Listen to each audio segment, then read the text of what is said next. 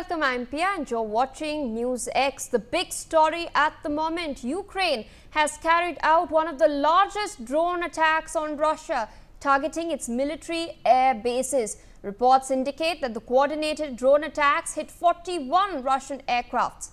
Well, Ukrainian President Volodymyr Zelensky has termed it as a brilliant operation. He has said that it took a whole 1.5 years to carry out Operation Spiderweb. The Ukrainian drones, which carried explosives, were sneakily smuggled into Russia by hiding them inside wooden structures which were loaded onto trucks.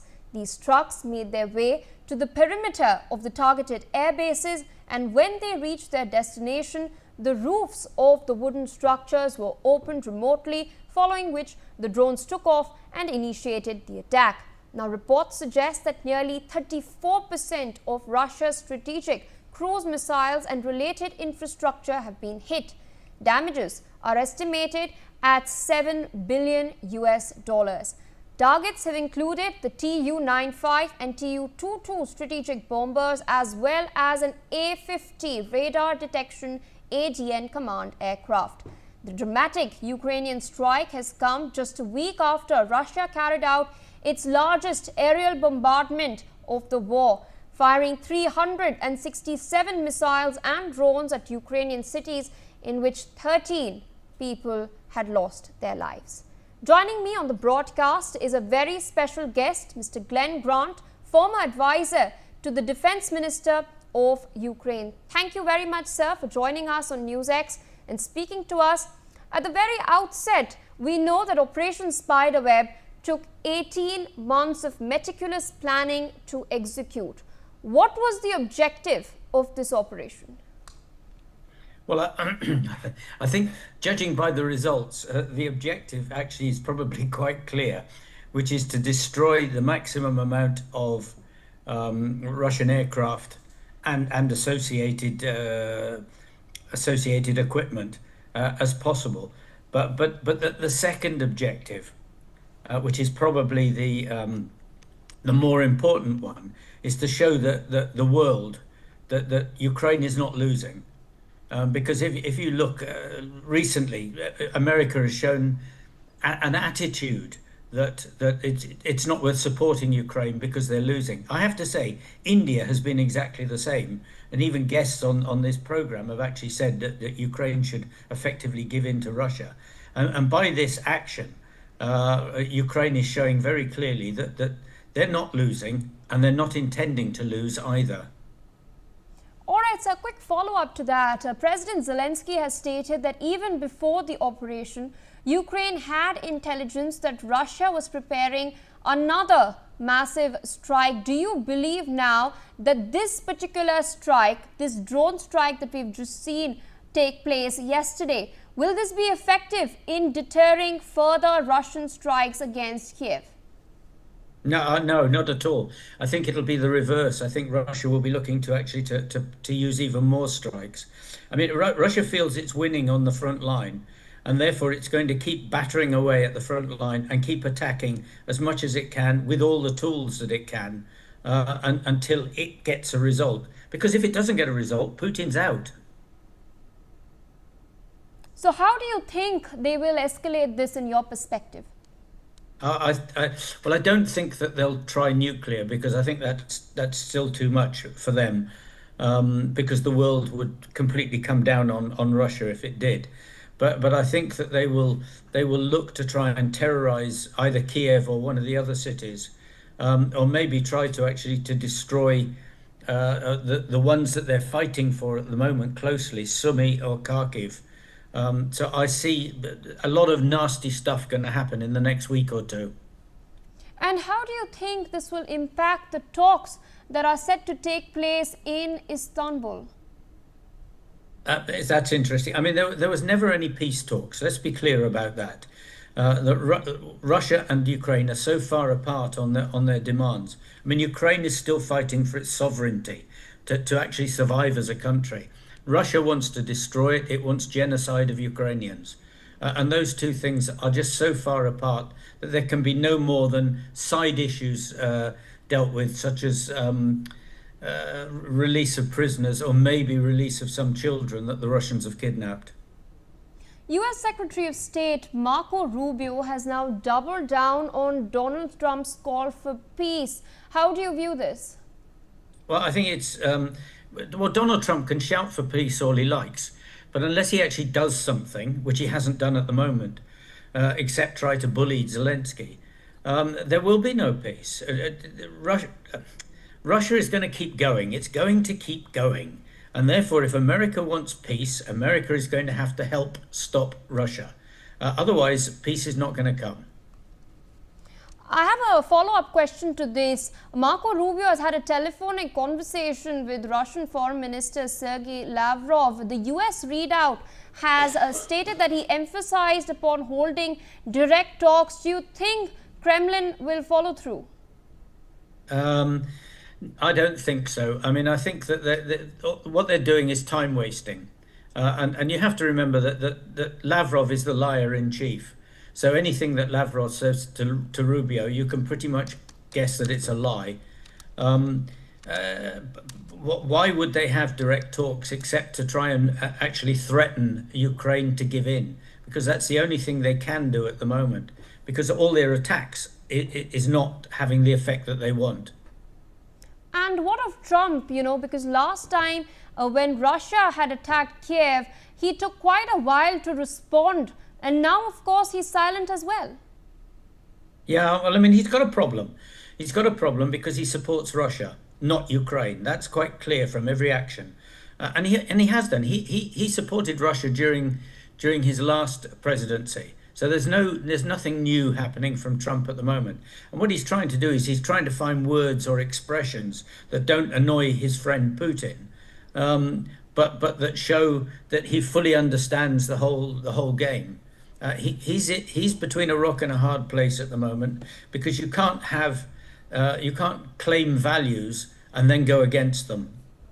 And how do you think the Trump administration is viewing this in your experience in the years that you've served as an advisor to the defense minister of Ukraine? In your perspective, how do you think this operation that was meticulously planned by the Ukrainians over the last year and a half, how do you think US would view this? Well, I mean, there are two things. The first one is that they weren't told about this in advance, and that should make them worried because it shows that there's no longer any trust between Ukraine and the US. And I can quite understand that, judging by the US actions recently. The second thing is that, my goodness, it should really, really make them think about their defense budget and defense spending. Because if a country can do this to Russia, another country can do it to the US as well. So what they're doing, their game of how they think about their army needs and security and defense needs to take a dramatic change.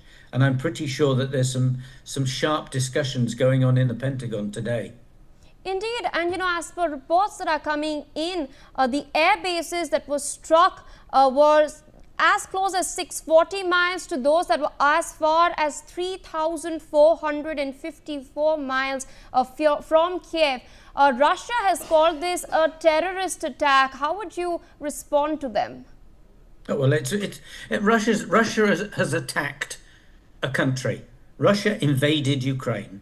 Therefore, Ukraine has every right to smash Russia as hard as it can, as often as it can, and wherever it can. So Russia's not got a leg to stand on morally. And I'm sure that they understand that today.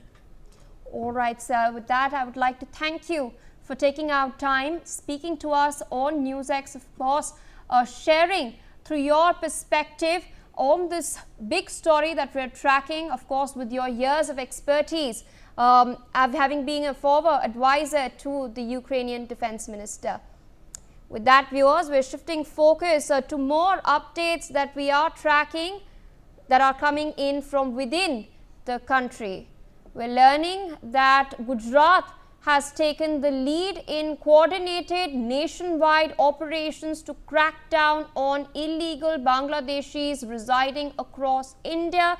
The state is said to have pushed back the highest number of undocumented individuals so far, with Delhi and Haryana following closely. Meanwhile, Assam, Maharashtra and Rajasthan are also actively participating in the operation. This is what we are learning at the moment. My colleague Brian Anthony Thomas with us on the broadcast to share more details. Brian, the crackdown against illegal immigrants continues. We're learning that Gujarat has taken a lead in this, and other states including Assam, Maharashtra, Rajasthan and the National Capital Region, they're closely following this as well. There's a massive pushback against undocumented immigrants in India.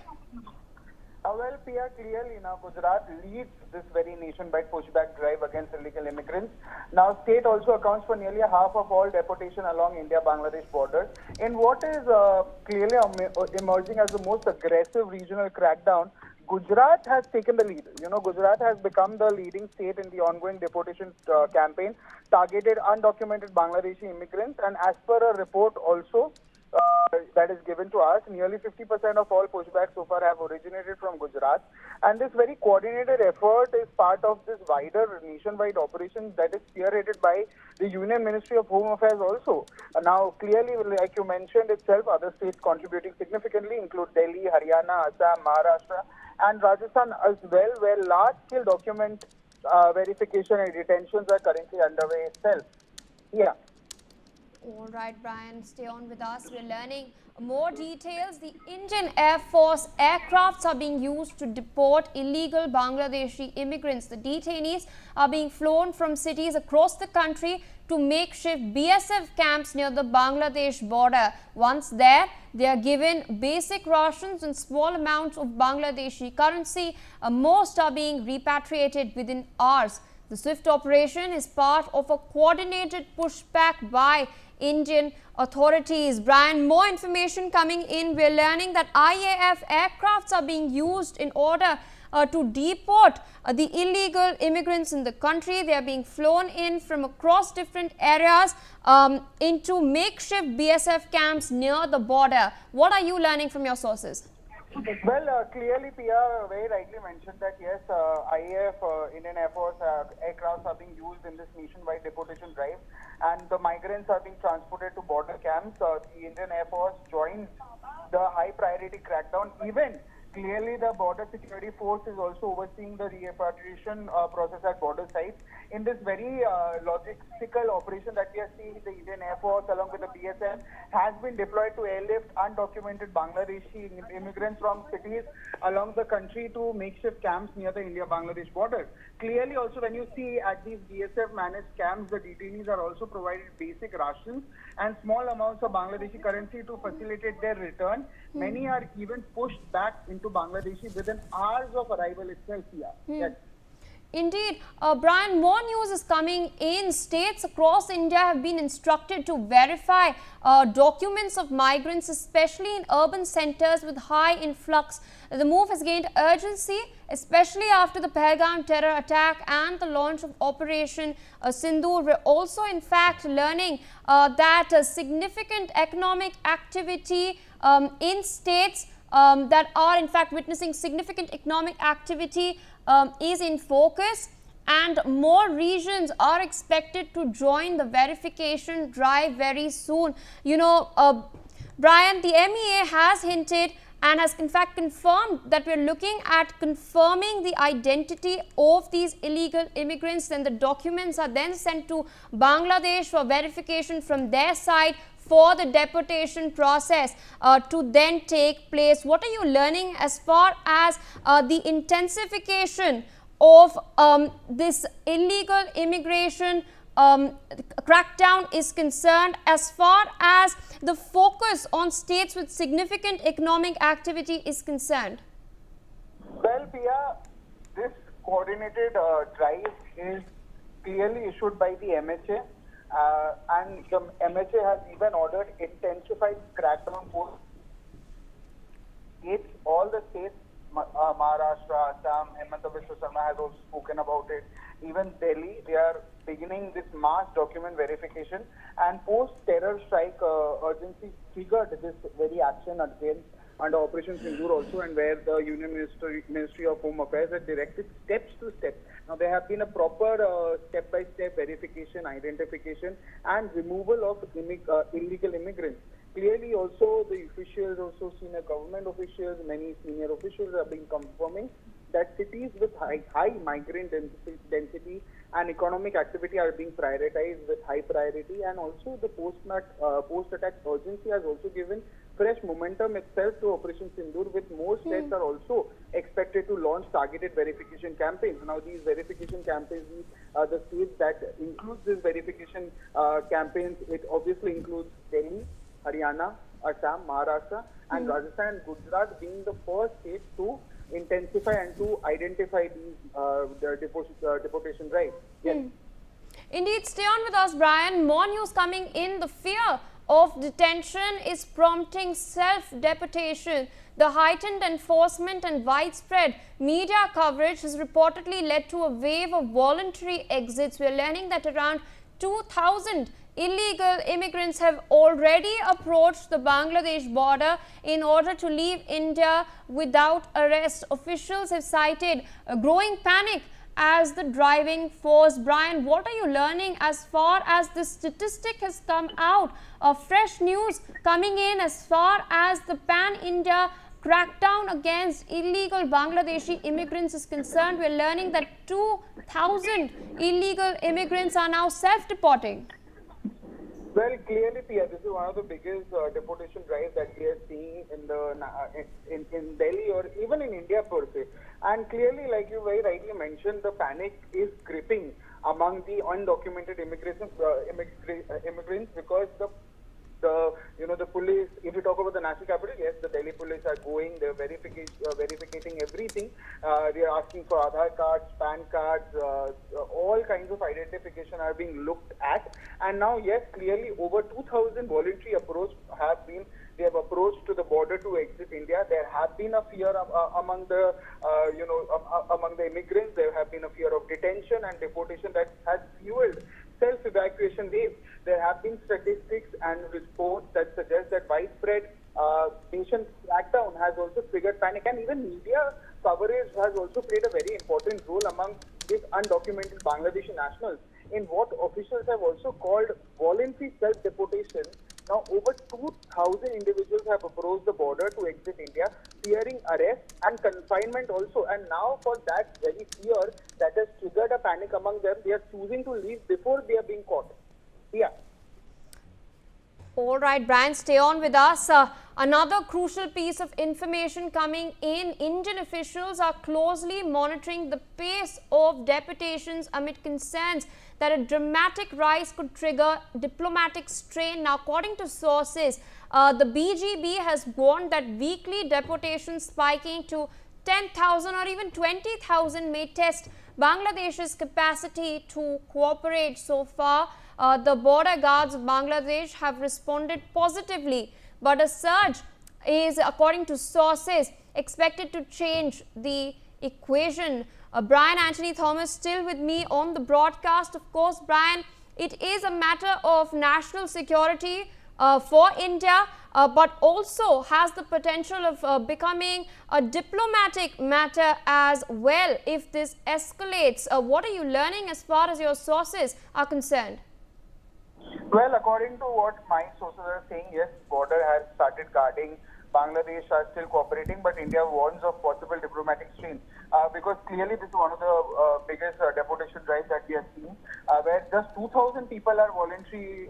They're wanting to exit because of the fear of being confined, being arrested. And now, yes, there have been a sharp rise also that we have seen, especially after Operation Sindoor. There have been a sharp rise in deportation that could even test cross-border coordination. One official, even Indian officials have so far reported smooth coordination with border guards Bangladesh, who are facilitating the return of deportees.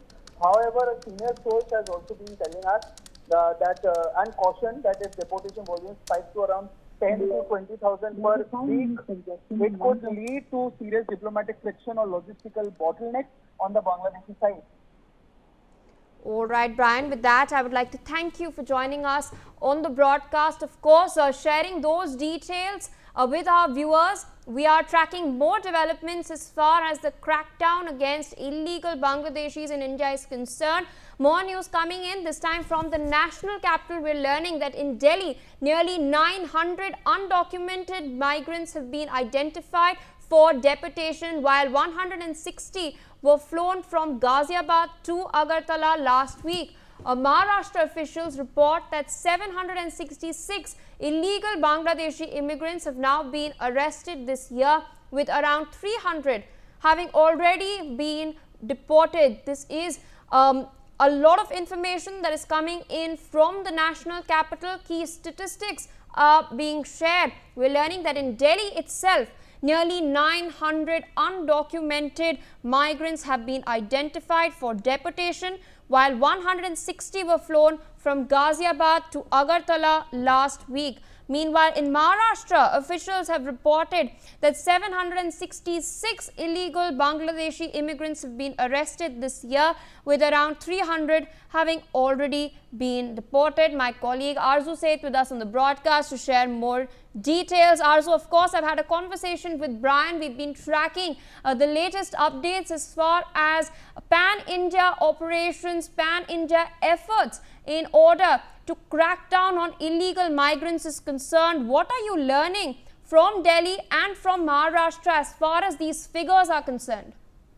Well, definitely a crackdown has been done by the officials and police officers regarding the illegal migrants. And also, if we see, there is a huge drive that is being run in national capital, and Delhi police have approximately 900 illegal Bangladeshi nationals residing in the national capital have been identified, and also proper verification, and the crackdown on undocumented Bangladeshi nationals has identified across several states, and in this period a significant number of the illegal migrants from Bangladesh have been detained in Delhi, Haryana, Rajasthan, Gujarat, and especially in Maharashtra and Uttar Pradesh, and also Goa. And following their detention, they have been proceeded and headed over for deportation. Also, there has been a lot of, action that is being taken. Their documents have been checked, and also over 200 alleged illegal Bangladeshi immigrants have been deported to Bangladesh since Operation Sindoor began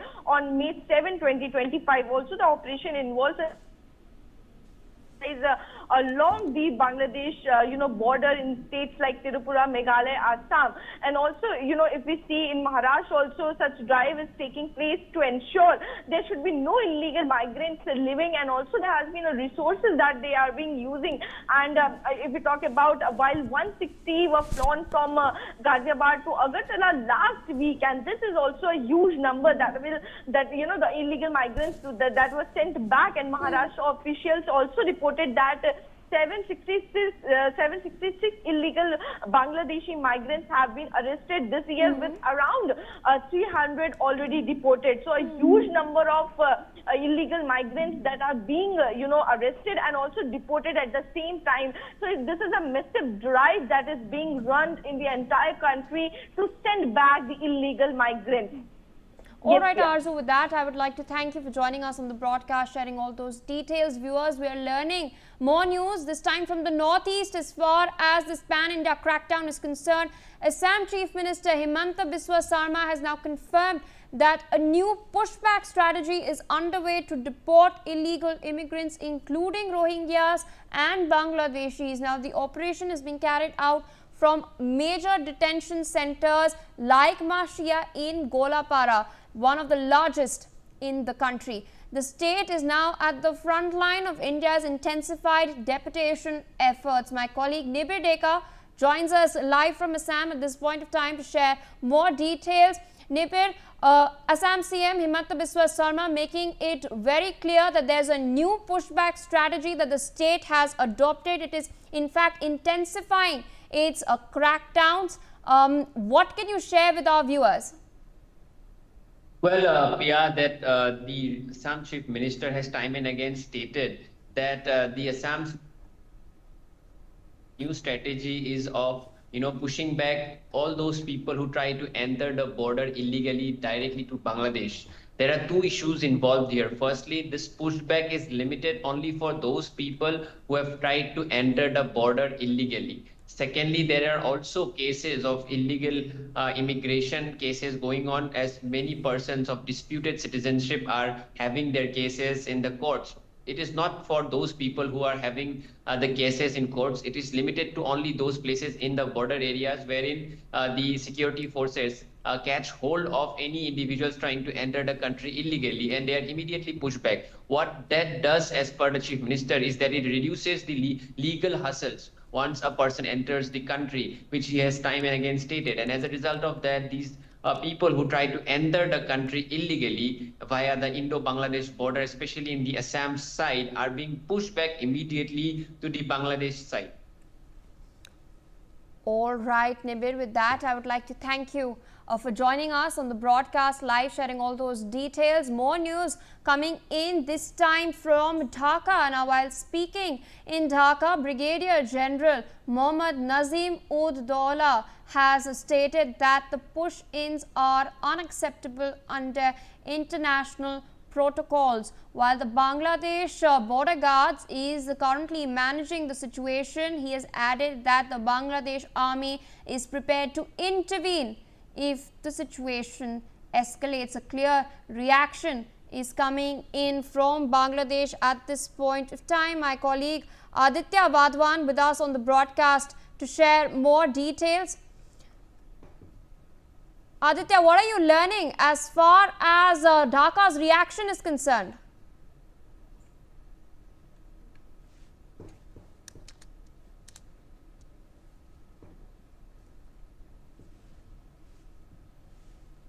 I believe Aditya is not with us. Do we have Brian?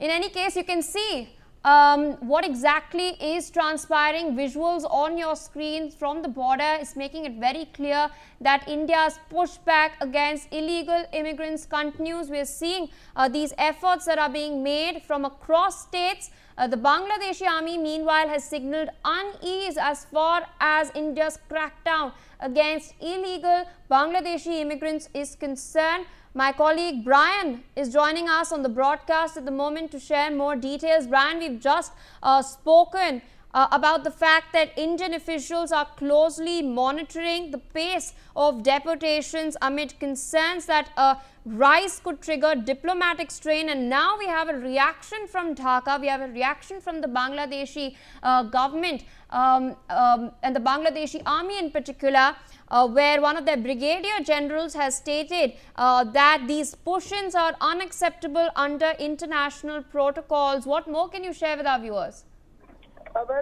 Sia, clearly we've been speaking about it, and there was the Indian authorities who were keeping a very close watch.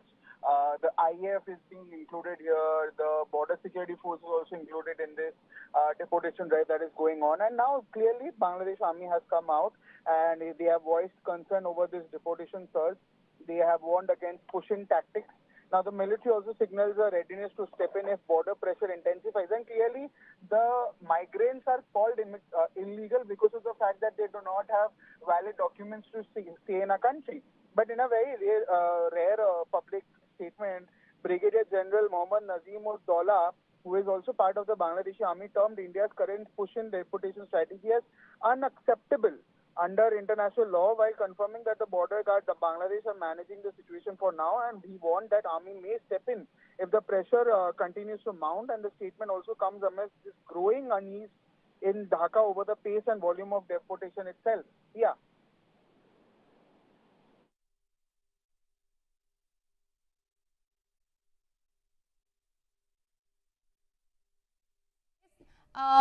Santiago Peña Palacios has met Prime Minister Narendra Modi at the Hyderabad House in the national capital. The President of Paraguay was accorded a guard of honor upon his arrival at Palam Air Force Station in Delhi. He is, of course, on a 3-day official visit to India from today till the 4th of June. You can see those visuals on your screens. These visuals are from the Hyderabad House in the national capital. My colleague Aditya Vadwan with us on the broadcast. Aditya, what's on agenda? Can you walk our viewers through what can we expect over the next 3 days as far as the visit of the president of Paraguay is concerned? Well, absolutely, the Paraguayan president Santiago Pena is on a 3-day official visit to India, and External Affairs, Foreign Affairs Minister S. Jaishankar has said that he appreciates his positive sentiments and guidance for enhancing India-Paraguay cooperation in many domains, and he has expressed confidence that his talks with Prime Minister Narendra Modi will open new avenues for India's engagement with Paraguay and South American region. Remember, at this juncture, the visit by the Paraguayan president to India is very essential because we already know that one of the multi-party Indian delegation visited recently visited the South American country of Colombia. So at this juncture, it is the talks when talks between Prime Minister Narendra Modi and the Paraguay president will take place.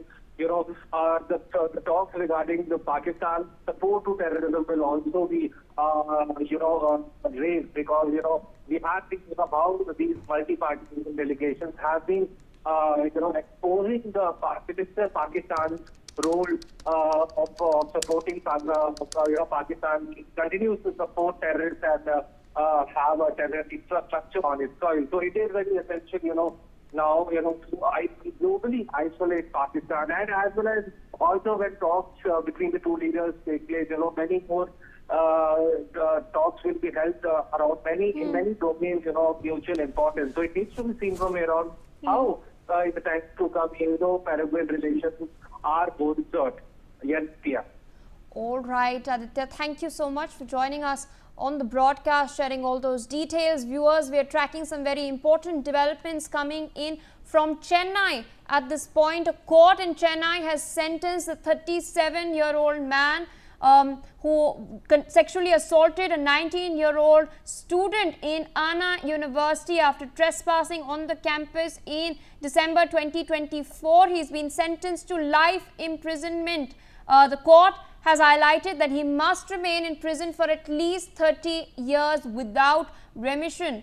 Judge M. Rajalakshmi pronounced the sentence, citing the severity of the crime. Remember, Gnanasekaran was found guilty of all charges under the Bharatiya Nyaya Sanhita, the Information Technology Act and the Tamil Nadu Prohibition of Harassment of Women Act. He was brought to the court from Puzhal Central Prison for the sentence pronouncement. We all remember that he had recorded a video of the sexual assault and used it to blackmail the 19-year-old student as well as her friend. He was later arrested by the Greater Chennai Police, remanded to judicial custody, and the probe was going on since December last year. We're learning that he's now been sentenced to life and a fine of rupees 90,000 has been imposed on him. Joining me live on the broadcast is my colleague Belly Thomas. Belly, what details are we learning right now? A life sentence has been handed out. Pia, the Chennai court has sentenced 37-year-old biryani vendor A. Gnanasekaran, who has been accused of sexually assaulting this 19-year-old Anna University student in December 2024 to 30 years of life imprisonment without remission. So the sentence was passed by the judge Rajalakshmi. And she also stated that it was a swift trial that started from December 2024, and the court has fast-tracked all the proceedings, and now it has sentenced the accused for life. So, dating back, the Greater Chennai police have registered this case in December 2024, and according to the police, the woman said that she was with her friend at the Anna University premises, where Gnanasekaran had emerged from their pack, and where he had already recorded her she and her friend with their private moments, and he started to blackmail and told that the mobile recording would be sent to her father. And as well as leaked on social media is what he threatened the student, and after which the student's friend was assaulted and he was taken away, and asking the victim to stay there itself. And when Gnanasekaran had come back, he again took the victim around 200 meters away to another, within the premise of Anna University, and sexually assaulted her using that mobile recording. He again took the pictures of her ID card and collected her father's phone number and threatened her that this particular footage also would be sent to her father and also leaked on social media. And he also told that she has to meet whenever he would call her. And this the victim chose to complain to the police, and within 24 hours the police managed to arrest Gnanasekaran, who was a habitual offender and who had 20 cases against him, 6 of them who have been convicted. So he was brought from the Pudil Central Prison here before he was being sentenced to life imprisonment. And according to the police, he has been found guilty of all the charges against him under the Bharatiya Nyaya Sanhita, the Information Technology Act, and as well as the Tamil Nadu Prohibition of Harassment to Women Act as well. So as of now, he will be he will have to undergo a rigorous imprisonment of 30 years without remission, and also with a fine of 90,000 rupees. So, yeah. All right, Belly, thank you so much for joining us this afternoon, sharing all those details. Meanwhile, we will continue to track further developments from across the country. Stay tuned on NewsX. We're dipping into a quick short break.